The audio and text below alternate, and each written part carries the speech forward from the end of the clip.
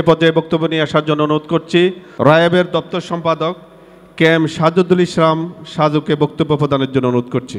মার লাথি ভাঙরে তালা, জালিমের এই বন্দিশালা, আগুন জ্বালা আগুন জ্বালা।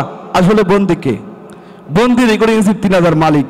বন্দিশালার গেটটা হলো ম্যানপাওয়ারের যে গেটটা, ওখানে মালিক যে দাঁড়াই থাকে, দাঁড়ান বলে ঢুকতে পারবেন না। এই বন্দিশালা যদি না মানতে পারেন তাহলে আপনার কোনো দাবি মানা হবে না, মানবে না। আপনারা দাবি করেন কার কাছে? কার কাছে দাবি করেন?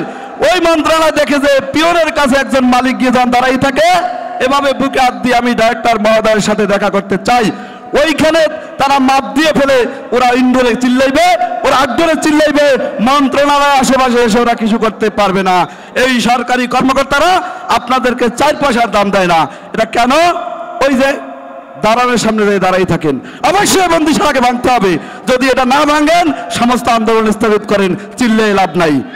বিএমইটির মন্ত্রণালয় তথা এই সেক্টর নিয়ে যখন কোনো কিছু হয় আমরা দেখতে পাই সরকারি লোকজন আর ওই যে ইন্ডিয়ান দালাল ওই এনজিও নিয়ে বিধান তৈরি করে, পরের দিন সকালে উঠে আপনি ফেসবুকে দেখেন আমাদের নামে মানব পাচার আইন জুরু করে দেওয়া হয়েছে।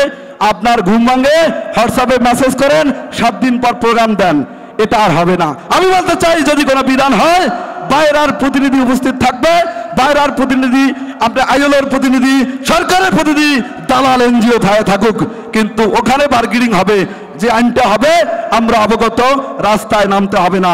আপনারা বলেন গেজেট হয়ে গেছে কি করব?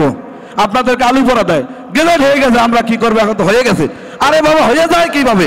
আমার সেক্টর আমাকে না জিজ্ঞেস করে আপনি আইন করে দিবেন, সেক্টর ধ্বংস করে দিবেন, এটা হতে পারে? এটা হতে পারে? অতএব আমাদেরকে মেরুদণ্ড নিয়ে দাঁড়াতে হবে। এইখানে কোনো বিধান করলে অবশ্যই বাইরের প্রতিনিধি উপস্থিত থাকবে।